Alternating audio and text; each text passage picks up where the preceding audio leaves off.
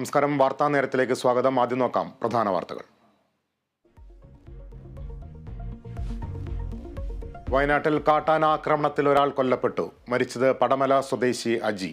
വീടിന്റെ മതിൽ പൊളിച്ച് ആക്രമണം നടത്തിയത് കർണാടക റേഡിയോ കോളർ ഘടിപ്പിച്ച ആന.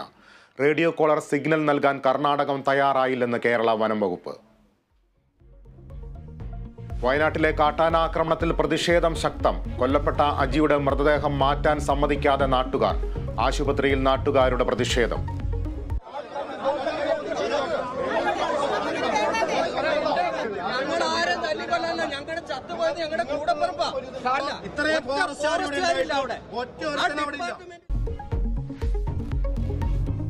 മുഖ്യമന്ത്രി നേരിട്ടിടണമെന്ന് കോൺഗ്രസ്. ലോക്സഭാ തെരഞ്ഞെടുപ്പ് ചർച്ചകളിലേക്ക് CPM-ഉം CPI-യും. സീറ്റ് വിഭജനം ചർച്ച ചെയ്യാൻ LDF യോഗം വൈകിട്ട്. 2 സീറ്റ് ആവശ്യപ്പെടാൻ കേരള കോൺഗ്രസ് എം.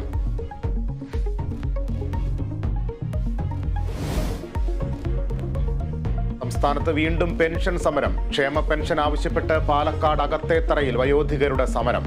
പഞ്ചായത്തിന് മുന്നിൽ കട്ടിലിട്ട് പ്രതിഷേധവുമായി വൃദ്ധമാതാവും മകളും. ശമ്പളം വൈകുന്നതിൽ പ്രതിഷേധം കടുപ്പിച്ച് KSRTC-യിലെ ഇടതു സംഘടനകൾ.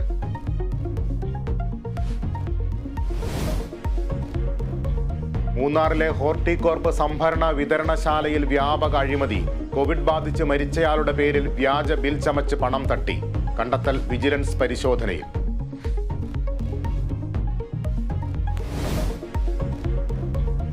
ഏഷ്യൻ ഫുട്ബോൾ ചാമ്പ്യന്മാരെ ഇന്നറിയാം. കിരീടത്തിനായി ഖത്തർ ജോർദാൻ പോരാട്ടം. മത്സരം രാത്രി 8:30 ഖത്തറിലെ ലുസൈൽ സ്റ്റേഡിയത്തിൽ.